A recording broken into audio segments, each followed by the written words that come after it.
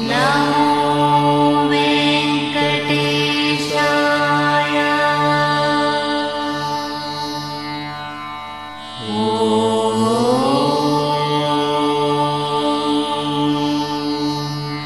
नमो वेंकटेशाय।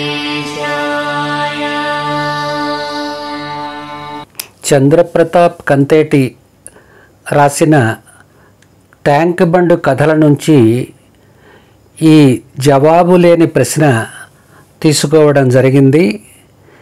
దీనిని పఠిస్తున్నవారు తిరువూరుకు చెందిన శ్రీమతి ఉయ్యూరు అనసూయ గారు. వినండి మరి.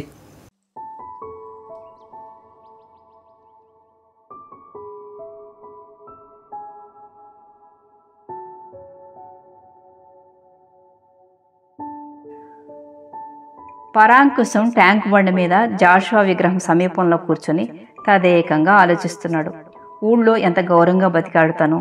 ఏ గొడవ వచ్చినా, ఏ తగాదా వచ్చినా పంచాయతీకి అంతా తన వద్దకే వచ్చేవారు. పంతులు గోరు ధర్మరాజు, నీతి న్యాయం తెలిసినోడు. ఈసారి చెప్పినట్లు ఇనుకుందాం అంటూ తన తీర్పుకు శిరసా వహించేవారు.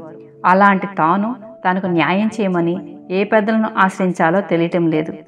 వెన్న మీగడలతో పాటు నీతి నియమాల్ని నూరు పోసి పెంచుకున్న కొడుకు వెన్న మీగడల్ని జీర్ణించుకున్నాడు తప్ప నీతి నియమాలకు నీళ్లు వదిలేశాడు.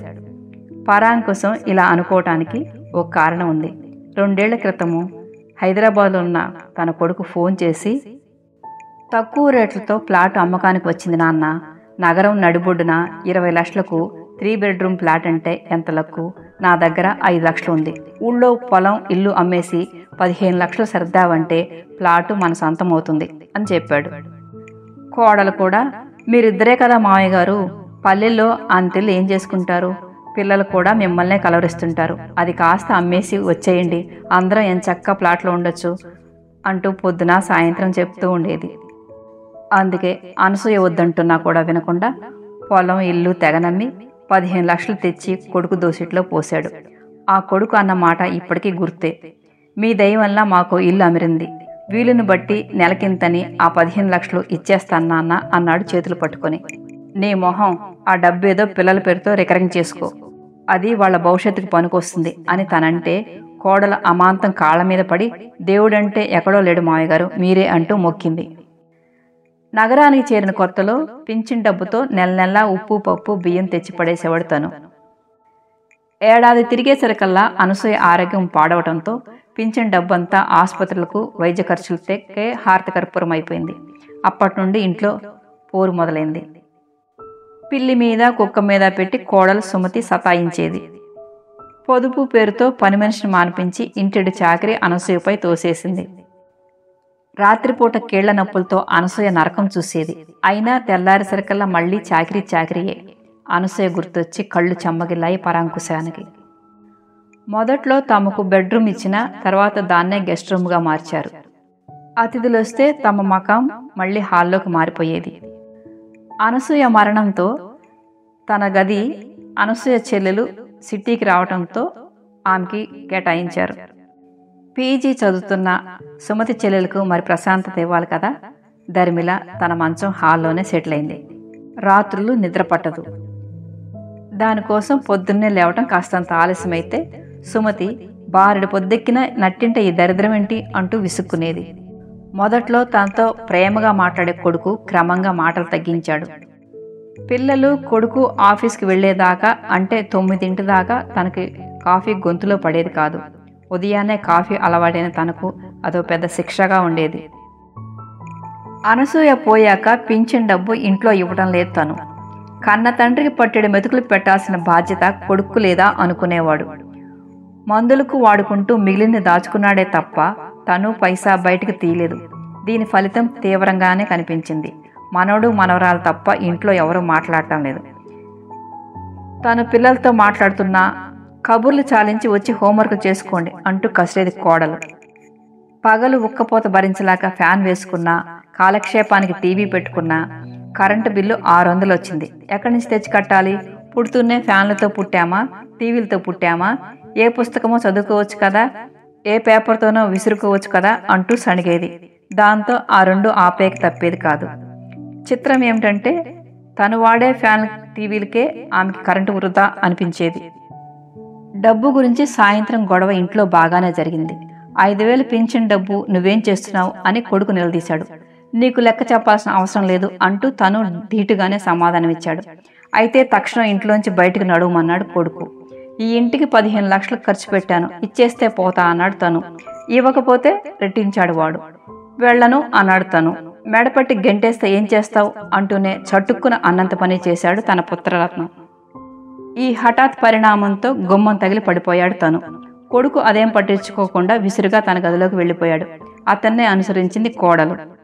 తాతయ్య తాతయ్య అంటూ ఏడుస్తూ మనవడు మనవరాలు తనని లేవదీశారు. మంచం దగ్గరికి చేర్చారు. మంచినీళ్లు తాగించారు. ఆ రాత్రి తనను భోజనానికి రమ్మన్నవారు లేరు. పిలిచినా వెళ్ళదలుచుకోలేదు. తను కింద పడినప్పుడు దెబ్బ తగిలిన తన మోకాళ్ళకి అమృతాంజన్ రాస్తూ 2 పిల్లలు తన మంచం మీదే నిద్రపోయారు. ఆ తర్వాత తను ఇల్లు వదిలి వచ్చేశాడు.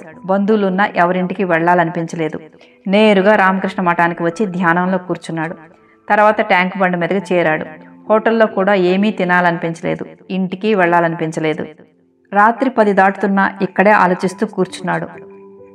ఇంతలో అల్లంత దూరాన పచ్చికపై ఏదో మరుస్తూ కనిపించింది. లేచి వెళ్ళాడు. అది ఎవరో మర్చిపోయిన లెదర్ బ్యాగ్.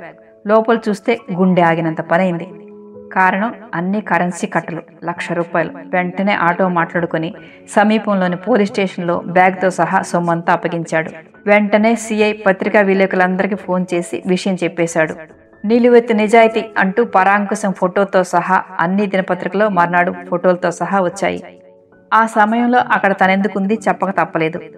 దాంతో ఆయన పరిస్థితి అర్థమై పాఠకులు ఆయన్ను మా ఇంట్లో ఉంచుకుంటాం, మాకు పెద్ద దిక్కు లేదు అంటూ పోలీస్ స్టేషన్కు ఫోన్లు చేయటం మొదలుపెట్టారు. ఆ డబ్బు తాబులకు యజమాని కూడా మా జీవితాన్ని కాపాడిన మహానుభావులు, మీ కొడుకు అనుకోండి బాబాయ్ గారు, మా ఇంటికి వచ్చేయండి అంటూ బతిలాడటం మొదలుపెట్టాడు.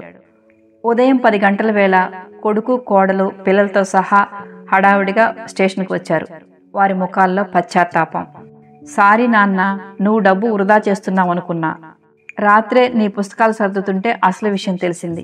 కేవలం 1,000 రూపాయలు మందులకు వాడుకుని 2,000 పిల్లల పేరుతో డిపాజిట్ చేస్తున్నావని తెలిసింది. మమ్మల్ని క్షమించి ఇంటికి వచ్చే నాన్న. కొడుకు గొంతు బొంగురుపోయింది. మామయ్య గారు, మీ అబ్బాయి తప్పులేదు, నేనే దోషిని అంటూ ఆమె ముఖంలో కూడా దుఃఖం పొంగుకొచ్చింది. మనవడు మనవరాలు అప్పటికే తాతయ్యను అల్లుకుపోయారు. పరాంకుశం సూటిగా కొడుకును చూస్తూ, నాన్న శ్రీహరి, నాదొక సందేహం. రాత్రి పిల్లల పేరుతో పాస్బుక్లు కనిపించకపోతే నువ్వు ఇవాళ ఇక్కడికి వచ్చేవాడివేనా? ఆ ప్రశ్నతో శ్రీహరి సమాధానం చెప్పలేక తలంచుకున్నాడు.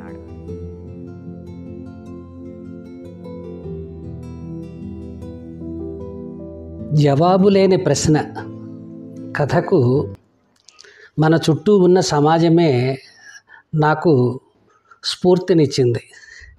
వాడుకోవడం, వదిలేయడం అనేటువంటిది ఈ తరంలో జరుగుతున్నటువంటి ఒక విషయం. వస్తువుల్ని వాడుకుని వదిలేసినట్లే రక్త సంబంధాలని కూడా అలా వదిలేయటానికి వీళ్ళు సిద్ధపడుతున్నారు. ఈ కథలో చెప్పినట్లుగా తండ్రి యొక్క ఆస్తిని అమ్మి ఫ్లాట్ కొనుక్కున్నటువంటి కొడుకు కోడలు అతన్ని బయటికి గెంటేయడం అనేటువంటిది ఈ విషయాన్నే తెలియజేస్తుంది. ఇలాంటి దృశ్యాలు మన చుట్టూ ఎన్నో కనపడుతున్నాయి. ఈ సమాజం ఇలా ఉండకూడదు అనేటువంటిది నా ఆకాంక్ష. అందుకే ఈ కథను రాశాను.